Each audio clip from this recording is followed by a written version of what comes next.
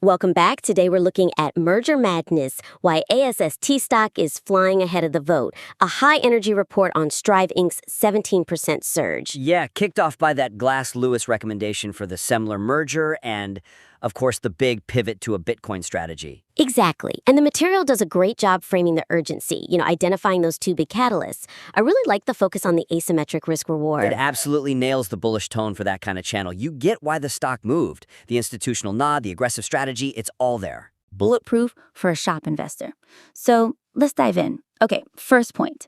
Although the report successfully frames the deal as having asymmetric reward potential, it would be significantly more robust if it explicitly quantified the risks associated with the binary outcome of the shareholder vote. That is the crucial missing piece, isn't it? It is. It leans so heavily on Glass-Lewis giving its blessing, which creates this implied feeling of certainty. Right, like it's a done deal. But any serious look at M&A shows it's a binary event.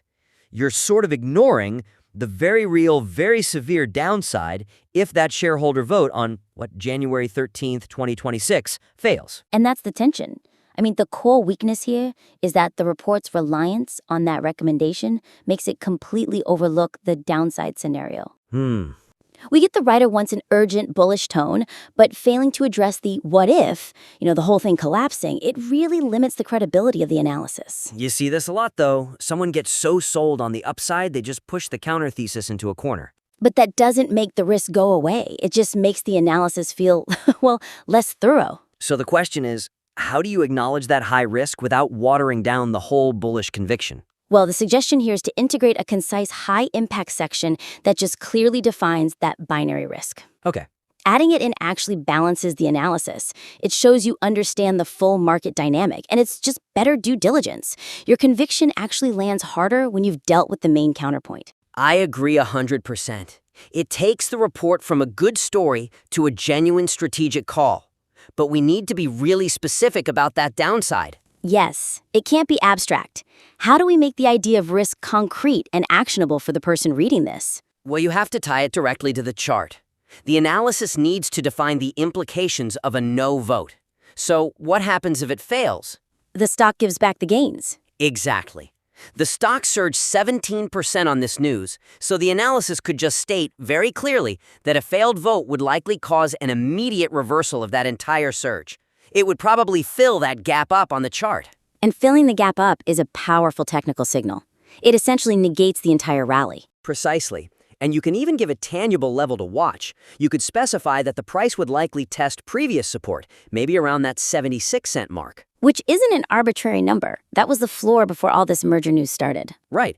And by putting that number in there, you manage expectations, you strengthen the report's objectivity because you've shown you're aware of the most obvious countermove. It's about reassuring the audience you see the full picture. That's a great point. It transforms it from just an optimistic pitch into a robust analysis where the reader can actually size their position with confidence. Yeah, a huge upgrade. So once we've handled the risk of the vote itself, we have to look at the reason for the vote, the acquisition. Is that story bulletproof? Which is a perfect segue into our second point, the strategic core of this deal. To elevate the analysis beyond a simple asset trade, the material needs to more clearly articulate the strategic synergy between Semler Scientists' operational business and Strive's future aggressive asset management strategy. That frames the issue perfectly. I mean, the report does a great job selling this as a Bitcoin accumulation event, right? It's all about combining Semler's balance sheet with Strive's new strategy. But that's where the logic gets a little thin for me. Me too. It treats Semler as just a mechanism, a vehicle for getting Bitcoin, without really justifying why Strive is buying a healthcare diagnostics company to do it. Yeah, if the goal is just cash and Bitcoin, why not do a big debt raise or buy an investment vehicle? The way it's framed now, it feels less like a strategic merger and more like they just, found a company with a full wallet. Exactly. And that's the weakness.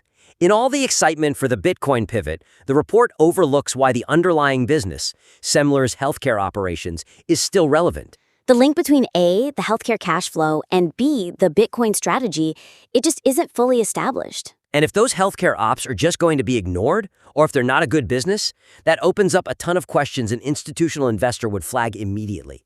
Integration risk, liabilities. We need to be thinking long-term. How does this structure keep creating value? So the suggestion is to briefly but very powerfully justify why Semler's operating business is essential. The analysis has to focus on that critical link between the stable cash flow generator The healthcare diagnostics. and the sustainability of the cash deployment vehicle, which is the Bitcoin strategy. You're not just buying a pile of cash, you're buying a machine that makes cash. That linkage is what makes a Super Bowl case hold up over the long term. Without that reliable cash flow, the whole thing is just a one-time trade with the assets they have on day one. It's not an ongoing strategy. It has to be an engine, not just a reservoir. So the analysis could be bolstered by confirming that Semler's healthcare operations are solid and sustainable. Make it explicit that the cash flow for buying more Bitcoin is reliable. Okay, so give me a concrete example. How would you phrase that? Well, for instance, the report could specifically mention that the acquired company provides consistent, predictable cash flow that's necessary to execute the unapologetic capitalism model. Ah, so it's not just the initial treasury. Right, it lets Strive continuously dollar cost average into Bitcoin using operating profit. It proves that the healthcare business isn't dead weight. It is strategically vital to making the whole crypto treasury model work for years to come. That completely reframes the rationale. It elevates Semler from just a target to the actual engine room of the future company. That adds incredible depth. Okay, so now we've shored up the risk profile and the strategic core. The last piece is looking at how this whole argument is presented. The parts are good, but the flow could be better. Absolutely. Let's talk about the architecture of the report itself.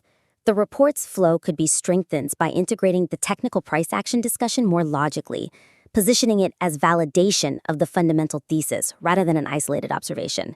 Yet, looking at the notes, it seems like the argument jumps around a bit. It goes from the Glass-Lewis catalyst and the Bitcoin strategy, and then boom, it pivots hard into technicals. Right, the gap and go, testing 90 cents, a potential gamma squeeze. It's a classic structural issue. You get this sort of cognitive disconnect. The reader's processing the merger news, the big strategy, and then suddenly they're looking at a chart. The connection between the why and the what, the news and the market's reaction, it's implied, but it's not explicitly structured that way. It separates the technicals from the fundamentals, and that weakens the cohesiveness of the whole Super Bowl case. We need that technical data, that high-volume surge, the gap and go, to feel like the powerful, market-driven proof of the thesis you just built. It shouldn't just be an observation. It should be the exclamation point on the fundamental argument. Agreed. So the suggestion here is to resequence the material. First, establish the full strategic and fundamental case. Lay out the entire vision for the company. Then bring in the technical chart action as the market's stamp of approval. It reinforces the idea that the smart money is driving this breakout because they believe in the story you just told. Right now, the technical section feels a bit like a standalone piece of analysis. If you move it, it becomes confirmation. The reader needs to feel that the price action was the logical, unavoidable result of the news. So the chart section isn't just a section. It's the payoff. What are the concrete steps to resequence it? Just move the whole section covering the gap and go and the price resistance to come immediately after the detailed breakdown of the Bitcoin strategy. Okay. So once you finish explaining why this cash flow engine is so viable, you immediately pivot to how the market reacted. And the transition has to be explicit, right? You have to connect the dots for the reader. Absolutely. The language has to link the two. You could say something like, the market loves this leverage, and that is precisely why we saw the technical breakout. The gap and go confirms this fundamental thesis. Something like that. Exactly. Making that connection seamless just elevates the whole narrative. You're not just presenting data, you're making the technicals serve as the ultimate validator for your entire investment case. That really optimizes the persuasive power. The reader gets to the price targets, feeling like they're justified by both the corporate strategy and the market's vote of confidence. So, to summarize our critique of the analysis report, Merger Madness, it seems like a key theme here is the need to build more analytical robustness into what's already a very high-energy directional thesis. Right.